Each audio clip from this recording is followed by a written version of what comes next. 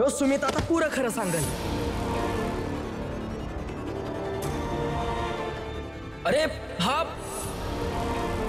ते तर चांगलं झालं का त्या सुमितनं माझं नाव नाही घेतलं आणि तिथनं पळून गेला. नाहीतर आज लई वाईट फसले असते म्या. आई असं कामच नका करू ना की तुम्ही फसाल. मला नको शिकवस तू. आणि तुझ्या अशा समजवल्या ना म्या तुझ्या त्या धीराची भीमची भक्त नाही होणार आहे. जशी हाय तशीच राहणार. त्या भीम आणि रमासाठी माझ्या मनात जिथं बी ईश आहे ना ते बाहेर येतच राहील. आणि त्यामध्ये जो बी येईल त्याला बी हे भोगावंच लागल.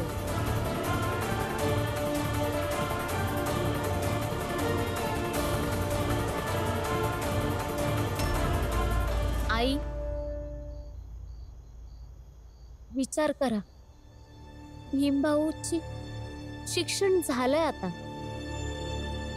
आणि आता ते बरोड्यातल्या राजाजवळ निघून जातील काम करायला. ते आता राहणार पण नाही तुमच्या सोबत.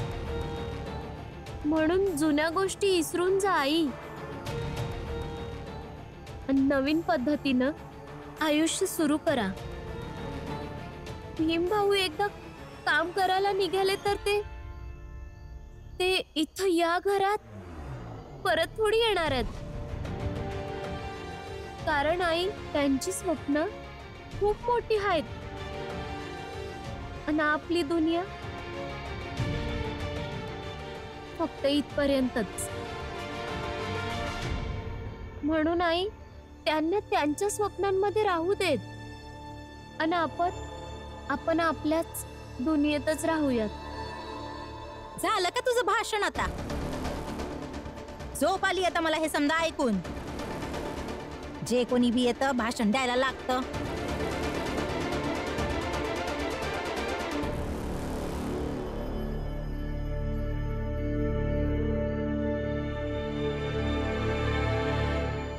रमा,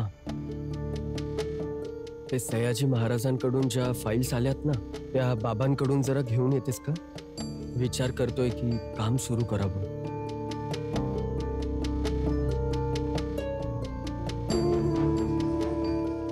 बरं थांब, मी स्वतःच घेऊन येतो.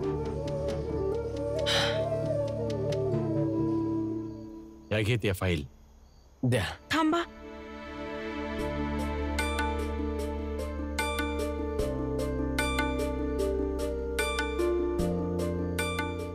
बाबा, आज पहिल्यांदा असं काहीतरी काम करायला जातोय जे मला संपूर्ण योग्यतेच्या आधारावर मिळतंय.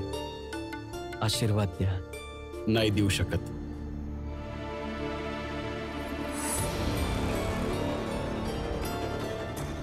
म्हणजे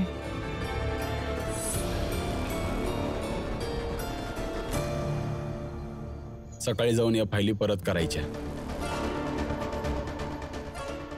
आणि त्यासनी सांग तू त्यांच्यासाठी काम नाही करणार आहेस. परंतु असं का? कारण तुला पुढे अजून शिकायचं आहे. लंडन अमेरिकेपर्यंत जाऊन शिकायचं आहे. ते तुमचं म्हणणं बरोबर आहे बाबा, परंतु मी ह्या करारात अडकलोय. तोडून टाक. तोडून टाक त्या कराराला. मार्ग शोधतोस ना, तर मग शोध मार्ग आणि आपल्या शिक्षणावर लक्ष दे. आणि होय, उद्या सकाळी जाऊन ह्या फायली परत कर. क्षमा करा बाबा, पण तुमचा मुलगा करार नाही तोडू शकत. आणि पुढचं शिक्षण त्याचं काय?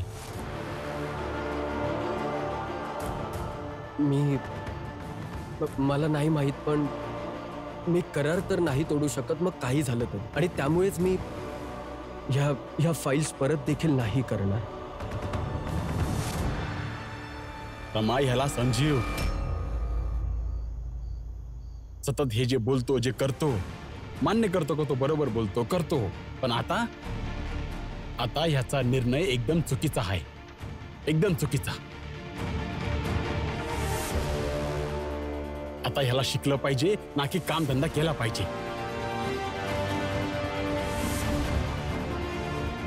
जर कामधंदा करायचाच असेल तर इथंच मुंबईमध्ये काहीतरी कर. परंतु कसं? शिष्यवृत्ती घेताना मी ज्या कागदावर स्वाक्षरी केली होती त्या कागदावर सरळ सरळ लिहिलं होतं की ग्रॅज्युएशन झाल्यानंतर मला बडोद्याला जाऊन त्यांच्यासाठी काम करावं लागेल.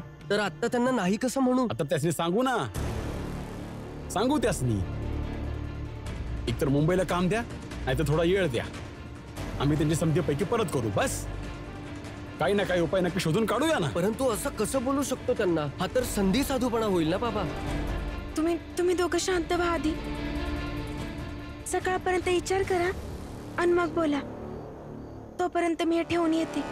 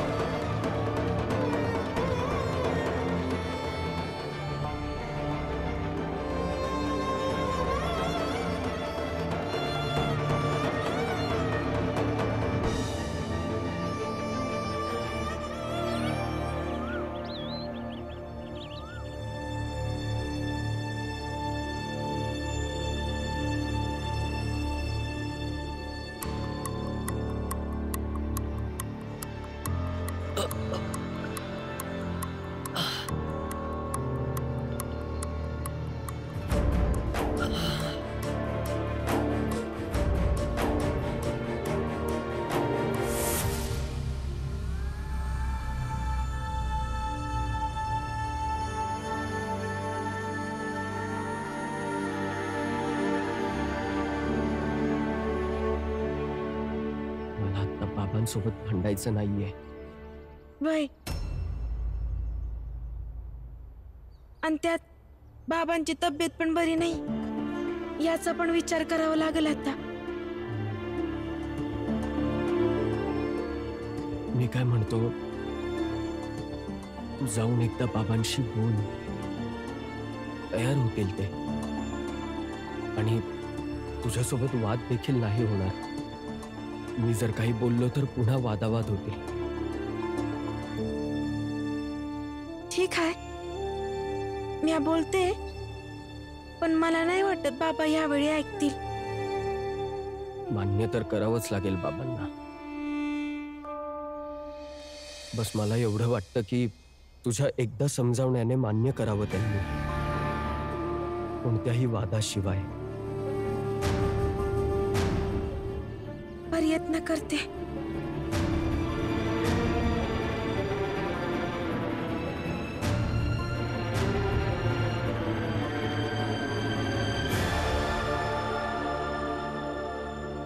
यावेळी मला भीमसंग भांडायचं नाही. बस तयार हो, तर मग कुठं ना कुठून यास्ता करीनच. अवघड आहे दादा. जर भीमनं जर काही विचार केला आहे तर तो लगेच बदलू नाही शकत त्याला. तर मग अजून भांडण होईल. अजून काय? बाबा, त्यांना पण वाटत नाही की भांडण व्हावं, त्यामुळे त्यांनी मला पाठवलं की मी तुम्हाला मनवावं. तुला काय वाटतं? हेच की पुढे त्याने शिकावं. पण कसं? ते नात्यांमध्ये फसले आहेत, त्याला कसं तोडू शकतात ते? रमा, भीम जर एकदा महाराजांकडे काम करायला गेला ना तर तो तिकडच फसून जाईल. तुला काय वाटतं? भीम कामधंद्यातनं येळ काढून अभ्यास करू शकल? एवढा येळ असेल त्याच्याजवळ? रामा, दादा बरोबर बोलत आहे. तुझं बी तर हेच सपान आहे ना का भीम परदेशात जावं शिकायला? असं तर तो फक्त बडोद्यापर्यंतच जाऊ शकल. काय भीमचं तर फक्त बडोद्यापर्यंत आहे? ही गोष्ट त्याला सांग, नाहीतर त्याला सांभाळ. मी त्या लोकांसंग बोलून येतो. पर भीमला काय बी सांगू नकस. आणि होय, माझी छत्री आणि घोंगडी घेऊन ये.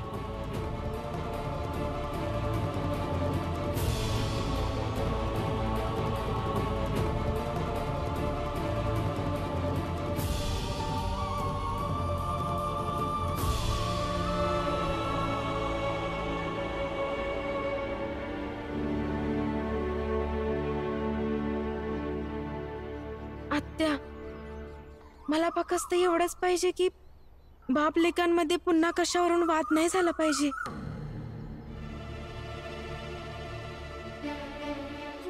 करुणा, तू कालपासून कायच बोलत नाहीयेस. मी बोललो ना माझ्याकडनं चूक झाली. मी माफी पण मागितली.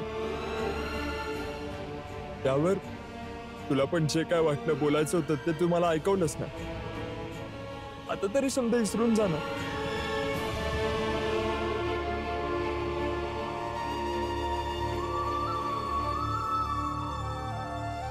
बघ, तुझं असं गप्प बसल्यानं मला राग येतोय.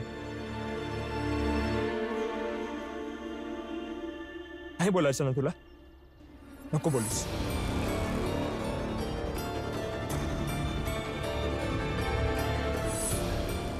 पण आई, कसं वाटलं तुम्हासनी हरून आपल्या चालीत अयशस्वी होऊन आपल्या आयुष्यातील कडूपणाला पूर्ण प्रयत्न केल्यानंतर देखील न वाटू शकल्याने? पहिल्यांदा नशिबानं धोका नाही दिलात. मी तर सततच हारत आले आहे. समधी लोक माझ्या बरोबर जिंकतच आली आहेत, पर म्या कधीच जिंकण्याचा प्रयत्न सोडला नाहीये. त्यामुळं एक ना एक दिवस म्या नक्कीच जिंकणार.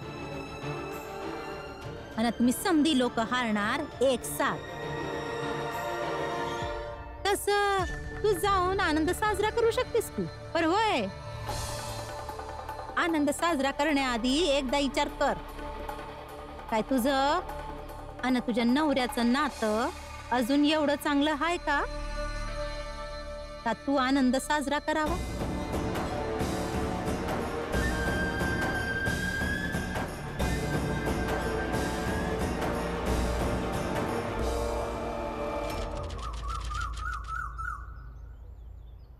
हे बघा साहेब, आम्ही भीमला पुढे शिकवू इच्छितो. त्यामुळे आम्ही निर्णय घेतला आहे की आम्ही महाराजांचं समद पैक परत करू आणि महाराज आमासनी त्या शिष्यवृत्तीच्या करारातून सोडवून टाकावे. 2 किलो देऊ का 3 किलो देऊ? काय? 2-4 पैसे कमी करूयात भावामध्ये. तुम्ही हवं तर नंतर सुद्धा पैसे देऊ शकता. 2 किलो देऊ का 3 किलो? साहेब, तुम्ही काय बोलत आहे साहेब? मला समजत नाहीये बघा. कांदे, बटाटे, मेथी, आलं, सगळं काही. 2 किलो देऊ का 3 किलो? हे बघा साहेब, माझ्या पोराच्या भविष्याचा प्रश्न आहे. आज तुम्ही एक करारच करा. महाराजांनी केला तर माझ्या पोराचं भविष्य बनेल. बस. ना आम्ही भाजी विकत आहोत ना विकत घेत आहोत. तू जा इथून आणि भीमरावला जाऊन सांग, जे काम आम्ही त्याला दिलं आहे ते पूर्ण कर. उद्या संध्याकाळपर्यंत पाहिजे. नाहीतर एका राजकीय पद्धतीचे काही दंडविधान असतात, त्यासाठी देखील तयार राहा. असं करू नका साहेब, मी तुम्हाला विनंती करतो. जा इथून. सैनिकांनो, घेऊन जायला बाहेर. साहेब, एकदा महाराजांसंग बोला ना, कदाचित मान्य करतील. केव्हा कधीतरी असं झालं असेल की कुणीतरी शिष्यवृत्तीचा करार तोडला असेल.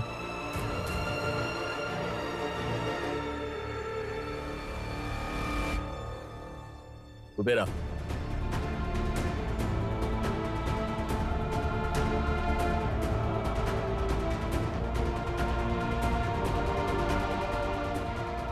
हां, एकदा झालं होतं. परंतु त्याच्यासाठी व्याज दुप्पट आणि शिष्यवृत्तीची किंमत महाराजांना एकत्रच परत करावी लागेल.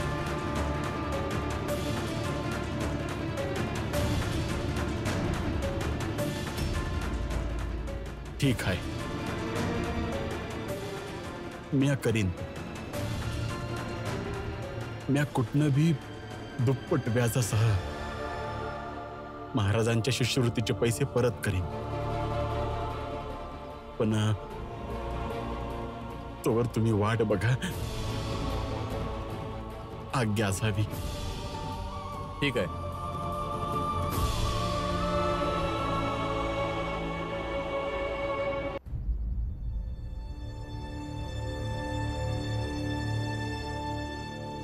रमा, बाबांशी बोलणं झालं का? सांग ना, काय बोलले बाबा? आता काय सांगू तुम्हासनी की बाबा अधिकाऱ्यांशी बोलायला गेलेत. रमा, सांग ना. भीम, रमा तर बोलली हाय दादा संग, पर दादाचं बोलणं भी योग्य आहे ना?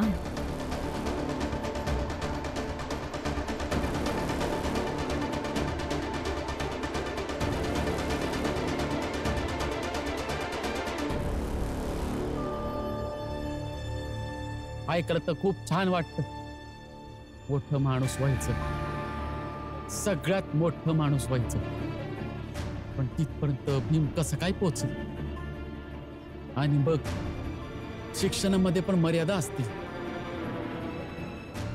एवढं तर शिक्षण घेतलंच आहे. आता यांनी काम करायला हवं. मला वाटते की बाबा उगाच मेहनत करतायत. लहानपणी बी तुम्हाला लई वेळेस वाटलं असेल की भीमभाऊ 10वी पर्यंत तरी काय शिकतायत. थोडंफार शिकलं तरी काय फरक पडतो. वय बरेच वेळ वाटलं. जर खरं खरं सांगायचं तर मग हा बाबांचा विश्वासच तर होता की भीमभाऊ अजून उंच उडू शकतात, अजून कुठला उंच शिखर गाठू शकतात. मग त्यासनी उडू द्या. पण मोठं व्हायचं पण एक मर्यादा असते. आता अशाच प्रकारे वर जात राहिलं तर आपल्या जातच्या लोकांना कसं काय समजवणार? काही समजन असं झालं.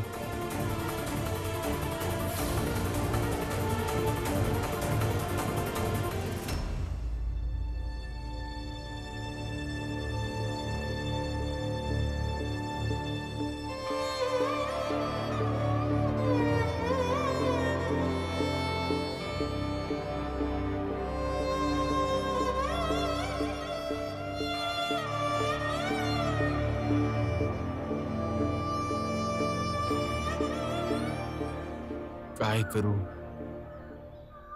कसं करू? ज्यामुळं भीमच्या या कराराच्या बेड्या तुटून जातील.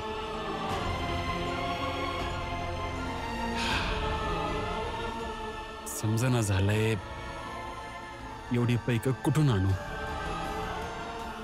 कुठून आणू?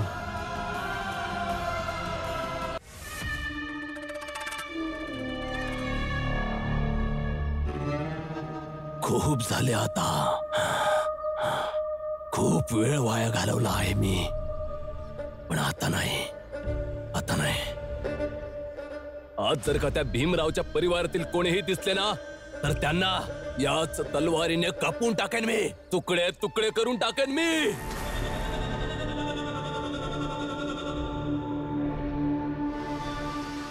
अहो शिशुपाल भाऊ, तुमचे वडील तिथे हातामध्ये तलवार घेऊन ओरडत चालले आहेत की भीमरावच्या घरातलं कोणी भेटलं तर त्याला तिथेच मारून टाकतील.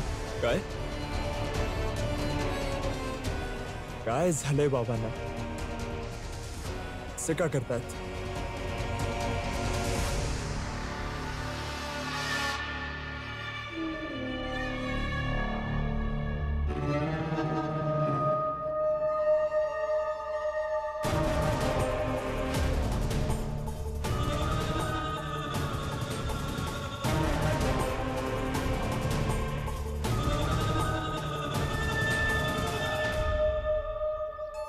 आज हा रामजी मरणार माझ्या हातून.